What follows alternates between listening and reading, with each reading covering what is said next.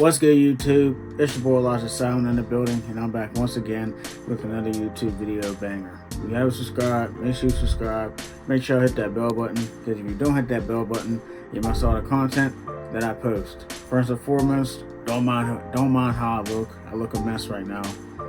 Expecting to get a cut during this week, but me and my brother Ruben reacted to seven horrible Tinder matches going horribly wrong. You know what I'm saying? It's a wicked world out there, and I wouldn't trust that dating app. But any other dating app I would trust. But other than that, no.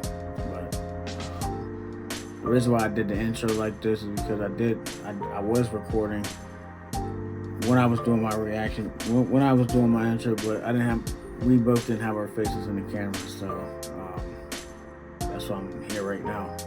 But hope you guys like this video, and yeah, man, let's get into it. What was a 25-year-old guy from town named Luke. The two were chatting on Tinder and seemingly hitting it off, so they exchanged numbers. After texting for a while talking about music and sports, the chat shifted to a more sexual tone. Marissa was on Tinder looking for casual sex, and when this topic came up, Luke said he was looking for the same thing. After chatting for a while longer, Luke suggested Marissa come by to his house and he has the place to himself. Interestingly, Luke didn't give an address until after he asked Marissa what area she's from, and when she did, he gave an address that was conveniently close to her, walking distance as a matter of fact. Before agreeing to come over to Luke's house though, she requested they have a phone call first. The two had a phone call, and Luke sounded like a normal, young guy. They joked around on the phone for a bit, until Marissa was comfortable enough to agree to go over. Deciding to go early, just to pass the house and scope it out first, Marissa walked about 10 minutes through the neighborhood until she got to the block. It was late at night, so a lot of houses had their lights off, and there were no cars out on the road. Marissa passed the house, and noticed two cars in the driveway and a car parked in front. All the lights were out. It didn't look like a house with just a guy alone. This was already a red flag, so she went back down the block and texted him, "I'm almost there."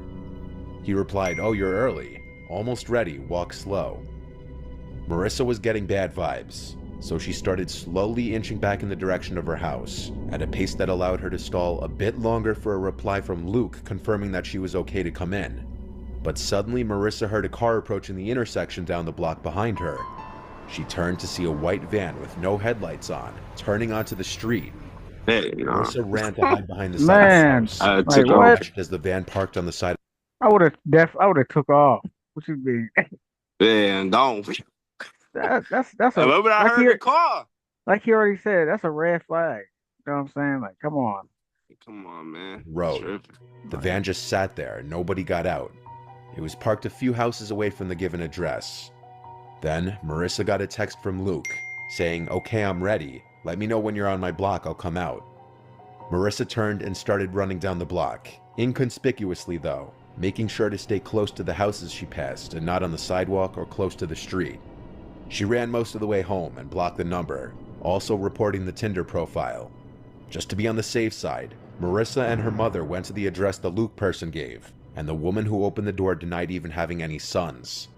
Marissa and her mother went to a police station to report this incident, just so that the authorities could be aware of it and link any future reports to it as well. By the sound of it, due to Marissa's cautiousness, she narrowly avoided being abducted by the driver of that van. This was the Tinder match between a guy named Chaz and who he thought were two girls around his age. This is how the conversation went. "My friend and I think you're really cute. I hope your friend is also a girl, lol. She is silly. Well, I'm glad to hear that. Where are you ladies from?" Then they share their locations, which aren't far. You still there? Yeah, I'm still there. Oh, okay. The other profile asks, "Are you busy tonight?" "Yes, I am. I'll be hanging with you two." "Yes, want to come around 10? "Yeah, where do you live?" "Wait, actually our parents are both home. Want to meet at the park? We can find a place to hang there." "I guess we can do that. My parents are home too." They thought you were saying that. Man. "Yes." "Okay, what are your numbers?" "Let's just message on here until we meet." "Damn, I see how it is. Gotta earn your trust." "Yes, we're heading over now, okay?" Okay, Sam, I'll probably be there like 10:10. Okay, perfect. Where exactly in the park do you want to meet? We can meet by the statue on the dirt path. It's like a dog walking path. No one will be there this late. I would see. I ain't. Heck, no, I don't care if it's 2 actions. I ain't meeting no dirt path, no woods. Man, Nothing, I used to hear about them Slender Man stories when I was like, when we was younger. Girls used to lure people in the woods and man. stuff. Nah, bro. Is your camera on? Yeah, should be. Oh yeah, yeah, yeah, Okay, all right, my yeah. Heck, bad. no. Yeah. Yeah, I don't know what happened, but nah, man, I ain't going for that. No. Heck, I ain't going for none of No, it. man, that's ridiculous. That's just Heck, people. People just be people just be dumb sometimes. I don't know what it is. Like dang, if he that's why freaked out, that's why cuz, that's why I never used the app. cuz, I'm cuz good. was determined. He was just All right. trying to get right. Okay, I looked it up. I think I know there. I'll message you when I'm there, okay? Okay. Chaz then arrives to the destination in the park, and he sends a message saying he's here. He follows it up with, "This is kind of creepy, are you guys here?"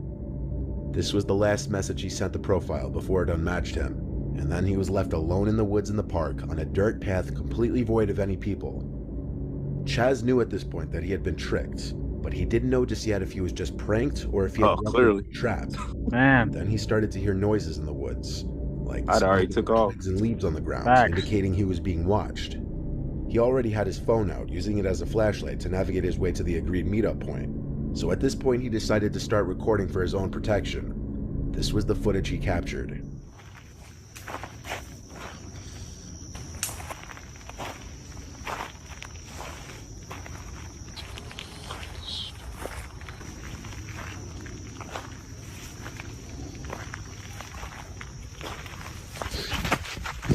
He moving too slow for me. Man, what the frick? I see he ran too late. That as he pointed his light into the woods where he heard another sound, it revealed someone in the woods, who then started to run out from the trees and chase after Chaz.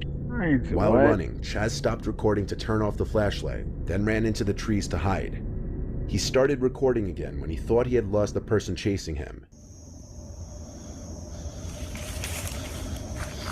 Oh heck, nah. Nah, I'm out.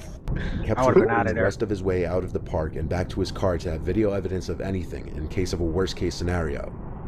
Luckily, Chaz made it back to his car and home in one piece.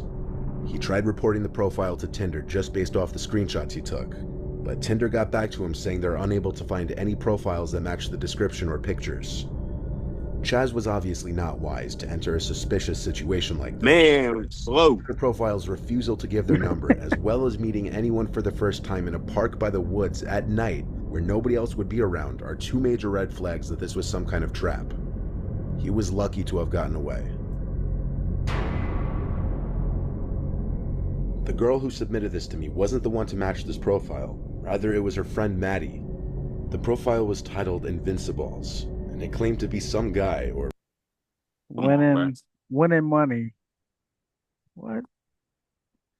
Win money kicking nuts. Text snap Chelsea from Warrenfield. Yes, we're serious. You could actually win cash for kicking a What is guy in the wrong with balls. me? Yeah. What Whoa, is look at wrong? the area code, cuz. That's like 412, cuz. That's like Pittsburgh, gang. What? That's For like real? PA, cuz. What? Nah, Oh bruh. either a wow! Oh pair of no! people, including this Chelsea person, who would pay someone to kick the man in the picture in his groin. This is the story in the girl's words. One of my best friends, a girl named Maddie, was on Tinder one day when she stumbled upon this account. It was supposedly dedicated to finding people to kick a guy in the groin for a payment of between $50 and $100. Of course, my friend, needing money because of the pandemic and such, swiped right on him. He quickly messaged her back that there were several people involved in this, including a girl named Chelsea. We're not sure if they were even actually real to this day. We live in a small town in Pennsylvania, and this account was listed in a couple towns over in Clearfield. My friend Maddie was of course a bit skeptical about this, so she messaged me so that she could come have some sort of backup when she went to do this. The account stated that they were doing this for a YouTube video, and the guy who was being kicked had lost a bet at a bar a couple weekends before. I agreed to accompany my friend because I also was a bit skeptical, but I had enough confidence that I could protect her if things happened to go south. The next day, after my friend agreed to meet with the people, we set off towards Clearfield. The address the account gave us led to a random hotel in Clearfield, which already sort of creeped us out. The whole setting seemed off, and I'd better include that my friend Maddie had never mentioned that she'd be bringing anyone with her. We arrived at the hotel and sat for maybe an hour, if not a little less, waiting for the person to get back to us. They ended up saying that they would be a little late, and to sit tight. After the prolonged waiting, the person eventually mentioned that they were back in town. Instead of meeting at the hotel, they suggested that we just come straight to their house instead. Yeah, that's a red flag. You said what? That's a red flag. Man. Why we switching? Why we switching where we meeting now? Had confidence Man. that I could defend my friend against any harm that may have came her way. So we set off to this guy's house, and in under 10 minutes, we eventually made it there. At first I felt relieved, as the address he gave us led to a big normal-looking house, right next to the main road. But upon further investigation, there was a creepy-looking shed behind the house, with an even creepier-looking man peering from out the side of the door to the shed. My friend Maddie parked in front of the shed, and she told me to wait in the car. See me there. She screamed the worst. I've been gone. Read the situation, you know what she was doing. After all, getting paid money to kick some random guy in the nuts, it sounded like a dream. What? The guy left his shed, What? even creepier than before. What? He was skin and bones with hair hanging past his shoulders. He also seemed nervous and twitchy, not at Get all outta like the guy in here. the Tinder profile. I heard her ask him, "Hey, I brought my friend along just as a precaution, is that okay?" And in that instant, I watched his expression drop, which screamed another red flag to me. He stuttered out, "Yeah, that's fine, I guess." So I got out of the car. Yeah, she peeping red flags, but they ain't kept going through. Shed, to which point I Man. immediately began to regret mine and her decisions up until that point. The shed was filthy. It was cluttered with random items and boxes, with a toilet sitting in the corner. The guy, who I quickly realized must be an addict by the way he was acting, very nervous and twitchy, was now standing solemnly in the corner, setting up his laptop to record this event. We made some very awkward small talk as he was doing this, at which point I noticed something else that bothered me. This random guy had Snapchat installed on his computer, which is what his friend Chelsea was messaging us from. I could just be paranoid, but something about this told me that he was actually Chelsea, and he needed another device to Snapchat her on to make it seem like he was someone else. After he set it up to record, he seemed angry and tense, as if he didn't actually think he was going to get kicked in the groin that day. He turned around and my friend went about her business with him, and promptly after he asked in a shallow voice, "So what are you guys doing tonight? Do you guys smoke?" referring to weed. We both quickly replied no, and that we had other things going on, despite the fact that we both do smoke. Maddie quickly collected the cash from him and we left. Now this might not all seem off to a regular person, but I can't help but feel like if I wasn't there, then something bad would have happened. After we left, my friend had mentioned that before we got there, this alleged Chelsea person had offered to rent a hotel room and buy her pizza. I don't like to think about what would have happened if I wasn't there, but deep down I know that something way more malicious had been planned. Yeah. Man, for real, you don't know. This event, it's safe to That's assume the sad. man in the picture wasn't the same guy that they met in the shed, and that this Chelsea person didn't exist. Maddie and her friend were smart to go into the situation together, as there's always more safety in numbers. High school class. This last one is another example of why you can Never never worse enemies, man. dating. This was submitted by Jeremy, and this was his Tinder match. He matched with a girl named Mia, who was in the same high school class as him. Their conversation went as follows. "Hey, long time no see." "I know, hey. How have you been?" "Not bad, and you?" "I've been good, just working a crap ton." "You still talking to anyone from high school?" "No, not really. I was happy for high school to be over." "Same. It's funny we only ever really spoke a few times in school." "Yeah, I know. Maybe we should make up for lost time." "Maybe we should. Do you have a Snap?" From here, Jeremy gives Mia his Snap, and they continue their conversation there. Jeremy didn't take any screenshots from the Snap conversation, but basically from there, they continued to talk about life after high school. Then they escalated to talking about linking up somewhere and chatting in person. They agreed to meet in a nearby parking lot behind a strip mall where nobody goes at night. Jeremy was ready to go basically right away, not needing much time to get ready. Mia, on the other hand, said she wouldn't be able to get there for another hour and a half at least. She claimed she was with friends and couldn't just ditch them, so they set up a meetup time for 12 behind the strip mall. It took Jeremy only 5 minutes to get there, as the lot is in the same town that the two live. He sat there in his car waiting for her for about 20 minutes, receiving apologies for being late every few minutes on Snapchat. Eventually, headlights appeared from around the corner and approached slowly, then stopped not too far from Jeremy's car. Mia snapped him a picture of his car saying, "I think I see you." So Jeremy stepped out from his car. He then realized the car looked to be a small Honda or Hyundai, when in reality the car that was posted all over Mia's Instagram was a Jeep Cherokee. Immediately, Jeremy went back into his car and went to DM Mia on Instagram. Meanwhile, the car outside was honking at Jeremy. He opened Snap and messaged her, "Hey, step out from your car and let me see you for a second." They opened it, took half a minute to reply, then said, "I don't want to, it's so cold out, what's wrong?" At this point, Jeremy knew something was off, so he got in his car and started driving home, but the car was following him, honking the horn. Jeremy decided to get on the highway, at which point the car behind him tailed off and disappeared. Jeremy pulled to the side of the road to block the Snapchat account, but they had already beaten him to it. He went home, and by then he had gotten a DM back from the actual Mia. This is how their conversation went. Jeremy opened with this: "Hey, this may sound really weird, but did I match you on Tinder?" She says, "Hi, no, why?" "Jesus, long story. I matched someone catfishing as you, and we talked for a while about high school. I really thought it was you. I met up with the person running the account in a parking lot, but it was some random car, not your Jeep, so I drove away." Then he sent screenshots of the conversation.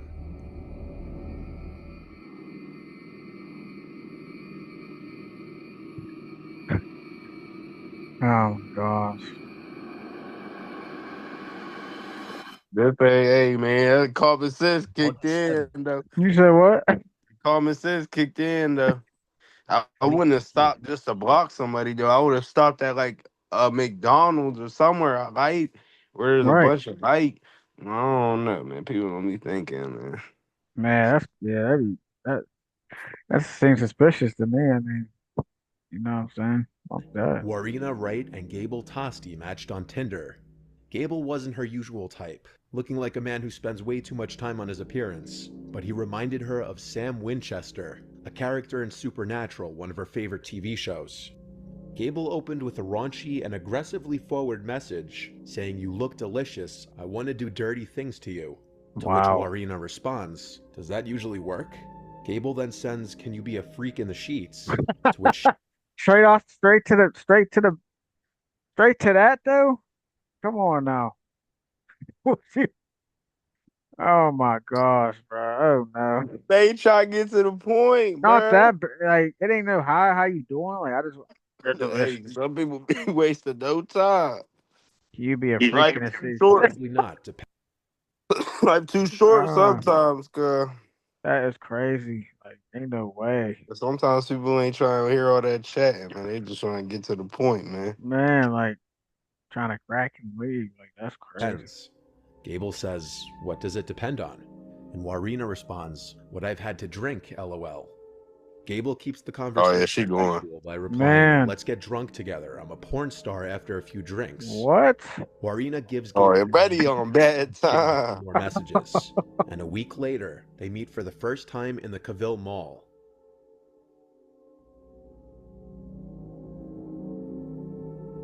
They spent the night together heavily drinking, and CCTV footage from multiple establishments showed them meeting, walking into a nearby beer garden, That's them then right purchasing there. a six-pack of beer at a nearby bottle shop. Bro, beer. Their night Come out on, bro. You couldn't get no ended up bottles. It's returning to the No crazy. Avalon Hennessy Apartments, or where Gable lived alone. Some a no. beer.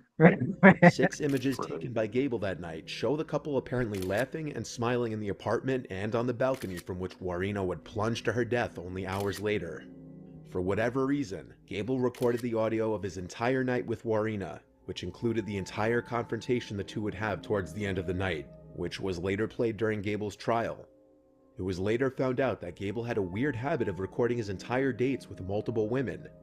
At some point after the two had sex, Warina can be heard becoming increasingly erratic and aggressive towards him. However, as the night progresses, Gable can be heard in the recording refusing to let her leave, and Warina's terrified screams to let her go home are silenced when he locks her outside on the balcony. Wow. During this recording, Gable can allegedly be heard choking out Warina before locking her outside. Call them with what? I thought you lost your phone. Exactly. So how are you going to call anyone without your You phone? stole my fucking phone. I didn't touch your goddamn phone. You guys fucking stole my shit. Shit, I should So never. that's why I'm fucking calling them. Should have never given you so much to drink. I thought we were gonna have fun. Well, where's my shit? Where's your Where's phone? my shit? What's your phone number? I'll Going have it. 100 fucking psycho bitch. Oh, shit. Fucking. I don't deserve this shit, alright? I'm a nice fucking guy. Yeah. Nice fucking guy with all the money. Must be on the balcony. Well, I have shitloads of money always. My fucking money. Stop. Just calm down, please. I'm not coming down You've because had too much to drink, alright? I'm Just. not coming down because I've had so much to drink and I have shitloads of money in New Zealand. It's not funny. Shit. I wonder where they're You know? from. Calm down, Sounds like please. You said what? Sound like they Australian I feel like they're from Scotland. or something. I don't know. Yeah. They got that accent though. You know how I freak out because no one else has money. Do you even remember what you were doing to me like half an hour ago? It was freaking me Yeah. out. You beat me up for no reason. Exactly. Why? Because you said you're a freak. You thought it was funny or something. It's not. No, I told you. In the audio, he can be heard saying to Warina that she was lucky he didn't throw her off the balcony, along with numerous other threats. Nice girl. He's Fucking It's not about how you need. It's not about how. Yeah, it is. You're fucking insane. It's not about how you need. It's about how you give a shit now. See, I thought you were kidding, and I've taken enough. This is fucking bullshit. You're lucky I haven't chucked you off my fucking balcony, you goddamn psycho little bitch. Dang. Who the fuck do you think you are? That's Victoria. Fucking crazy. Yeah. Do your Muay Thai now. What? What? Got something to say? Say it. Yeah. Say it. Who the fuck do you think you are? No! Hmm? No!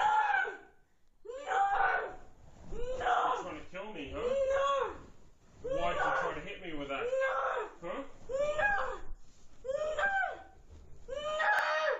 No! She's in distress. Gable and Warina were very drunk, with Warina sounding a lot drunker than Gable, slurring all of her words. Warina apparently thought the only way to escape would be attempting to climb down the building, which resulted in her falling from the balcony to her death. Gable, who was 28 at the time, was arrested for her death, but was ultimately acquitted of all charges. The prosecution claimed that Gable locked Warina on his balcony following a heated argument, and when she tried to escape, presumably to a lower floor, she plummeted to her death. Gable's defense team said Warina was extremely intoxicated and that she had been acting irrationally before her tragic fall. Prosecutors argued that Gable had choked Warina. You don't believe? You said what? You don't believe? I don't believe that's a real story. You don't think so? Nah, I think he killed that girl. You think he did? Yeah, I think he killed that girl. And made her so afraid that she felt she had no choice but to escape at whatever cost. An audio recording of Gable's phone call with his father right after the incident was eventually released, and in it, Gable is heard telling his father that things had become violent between the pair, and that he locked her on his balcony, but insisted that he did not push her. Hello, Dad? Yeah. I might have a bit of a situation. I met up with a girl for a date tonight, and she started getting really aggressive. Like, it was alright at first, and like, we, had sex in bed, and then after that, like, she kept drinking, and we were both drinking, and she, like, I think she thought it was like a joke or something, but she kept, like, beating me up and whatever. Like, I've been walking around and there are like a million cops around my building. I don't know what to do. I didn't push her or anything. I'm like just walking around the area and there's like a million cops around the area. It's really up. I don't know what to do. Like I'm walking around the area and I just see a million cops around Avalon. Dad, this is really, really fucked up. Why does this shit keep happening to me? Like, I swear to God, I didn't push her or anything. I just chucked her out on the balcony and shut the door because she was beating me up. According to a Wow. downstairs neighbor, loud arguments with women could be heard quite often from Gable's apartment, hinting that this kind of thing was a regular occurrence with him. Many people do believe that Gable murdered Warina, and there was public You called outrage it. when Gable You called it. Yeah, Don't sound right, but I don't know. He was man. acquitted. He was acquitted, man. He got, I don't know. He must have hired some good lawyers. The process of going through a divorce is usually not a pleasant one, and emotions are often very mixed. For some, a divorce can be a horrible time in one's life, full of grief and sorrow. But for others, it can be a hopeful time, a fresh start. For 39-year-old Jovi Pillipil, a nurse from Sydney, Australia, her recent divorce with ex-husband Alexander Villaluna was going to be a new beginning. Jovi posted on Facebook, "New Year, New Beginnings," accompanied by a smiling photo of herself. She had since posted on her Facebook of flowers sent by secret admirers and birthday cards and gifts from her 3 children, who called her the best mother there can be, and an independent mother and woman. In March 2016, Jovi was using Tinder to find a date. Jovi is the mother of 4. She grew up in the Philippines and then moved to Auckland, New Zealand to train to be a nurse, and then she and her family would eventually move to Sydney, Australia. While on Tinder, she matched 53-year-old businessman Keith Collins. Keith had 3 children and 4 stepchildren. The two enjoyed chatting and decided to meet for a date. On March 30th, 2016, they went to dinner at a Korean barbecue restaurant. Just as they were finishing up, a man came up and put his arm around Keith. It was Jovi's ex-husband, Alexander. He asked Keith what he was doing with his wife. Keith said they were just having dinner. Then suddenly Alexander grabbed Keith by the neck with his left arm, and he used his right hand to stab him in the abdomen with a hunting knife. Dang. Jovi started screaming at him to stop, saying they were just having dinner. After stabbing Keith several times, Alexander turned his attention to his 35-year-old estranged wife. He stabbed her once in the chest and once again in the arm when she tried to defend herself. Keith had fallen to the floor and he was trying to get up. Alexander got on top of him, and then using both hands, he punched the knife into his chest. He did this 5 more times. After stabbing Keith 11 times and his ex-wife twice, Alexander calmly walked out of the restaurant. Jovi began to run from the restaurant, and at first Alexander went after her, but he seemed to give up or change his mind and head back to the restaurant, where he sat by Keith's now dead body and waited for the police to arrive. He surrendered without putting up a fight to the arresting officer, and he admitted that he attacked Keith because he was having dinner with his ex-wife.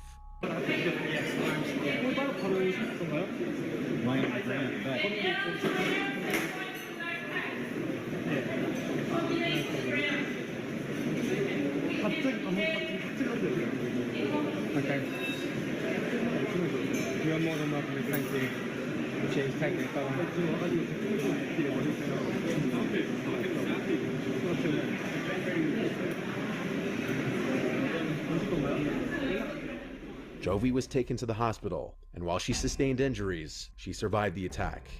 Alexander and Jovi had met 9 years earlier when they were both training to be a nurse in Auckland. They were both from the Philippines.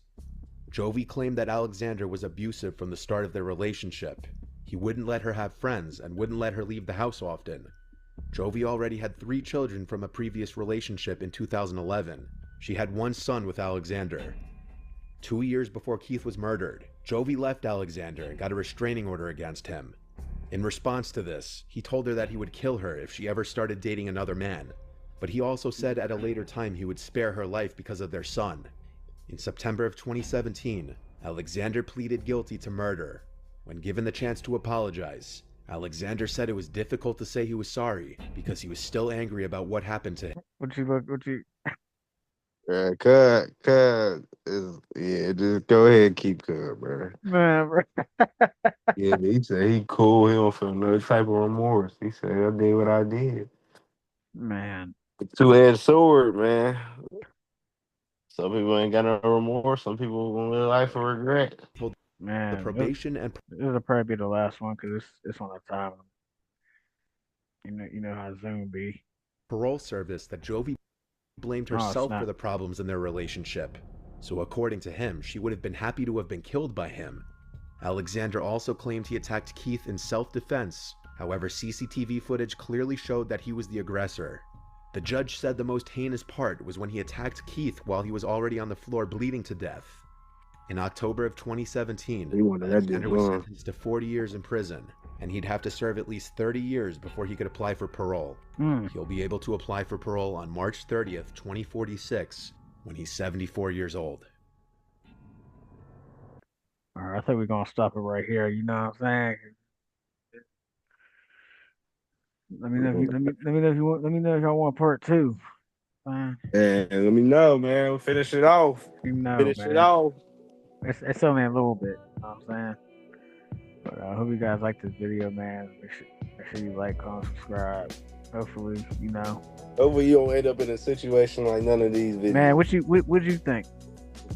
What was the most one that you seen on there? I still think it's goofy. I think it's still goofy for the meet two girl. What do you think you're gonna do with 2 girls in the woods, man? 2 girls. Man. You think you getting double action in the woods? I mean, you got to be some sort of freaked out, man. Man, some ain't right. Some ain't adding up. Either that or they just down. They down to go. They TTG, man, trying to go in the woods. Man. That's rarely gonna happen, man. That's why I don't even deal with that type of dating app. You already know that. Man, if I do dating app, I'm gonna be on BLK. You know what I'm saying? That's what I'm on. Hey, you know what I'm saying? Got you. Got you caught up. Be okay. Be okay for them queens. Them black queens. Man, I know. Oh my gosh. You hide from the snow bunnies, huh, man? I thought you said you like snow bunnies, gang. Nah, I said light skin and black queens. It sound good. I think you a snow bunny mechanic. Nah. But I hope y'all like this video, man. Make sure you like, comment, subscribe. Hopefully more content will be coming soon. Got some things working, you know. Hopefully. Here soon. Yeah, here soon. Yeah. Something a little different. We finna sauce it up. Finna go out the way with it. Yeah. Hope y'all like this video. And I'll see y'all in the next one. I'm out. Peace. Yeah.